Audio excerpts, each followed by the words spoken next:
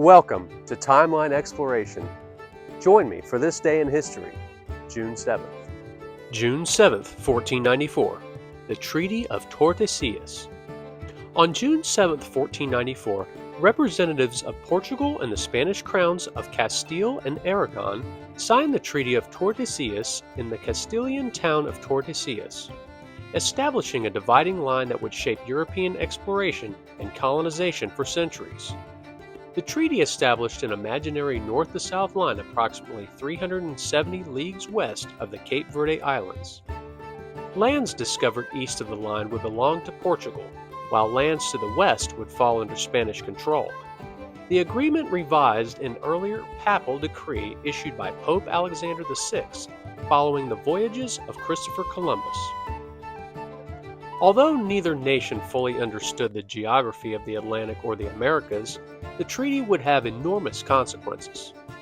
When Portuguese navigators later reached the coast of what is now Brazil, they found that part of the territory lay on Portugal's side of the dividing line, helping explain why Brazil became a Portuguese-speaking nation while most of South America was colonized by Spain.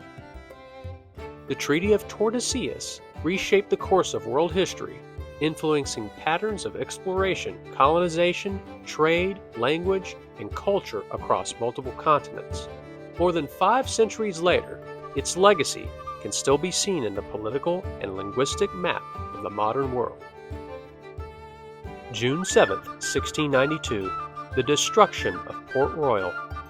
On June 7, 1692, one of the deadliest natural disasters in the history of the Caribbean struck the bustling port city of Port Royal, Jamaica. At approximately 11:43 in the morning, a powerful earthquake, estimated today at around a magnitude 7.5, violently shook the city, which at the time was one of the most important English trading ports in the Americas. Built largely on a narrow sandspit at the entrance to Kingston Harbor, Port Royal sat on unstable ground. As the earthquake intensified, the saturated sand beneath the city liquefied, causing buildings, streets, and entire sections of the waterfront to sink into the sea. Witnesses described the earth opening beneath their feet and ships being swept inland by massive waves generated by the quake. Within minutes, much of Port Royal had been destroyed. Contemporary accounts estimate that around 2,000 people were killed immediately, while many more later died from injuries and disease. Nearly 2/3 of the city disappeared beneath the waters of the harbor. The submerged area included the cemetery where the famous Welsh privateer and former Lieutenant Governor of Jamaica, Sir Henry Morgan, had been buried following his death in 1688. Often called the wickedest city in the world because of its reputation for piracy, privateering, and vice, Port Royal never fully recovered from the disaster. The earthquake transformed Jamaica's economic landscape and remains one of the most significant urban catastrophes in the history of the Western Hemisphere.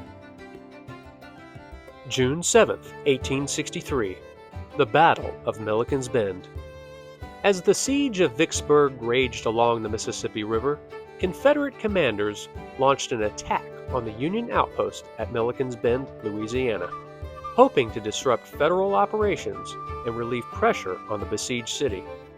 Located along a vital stretch of the Mississippi River, the outpost served as an important Union supply and logistics center, supporting General Ulysses S. Grant and the thousands of troops conducting the siege of Vicksburg. Defending the position were approximately 1,100 Union soldiers, many of them newly recruited African American troops, with little formal combat training.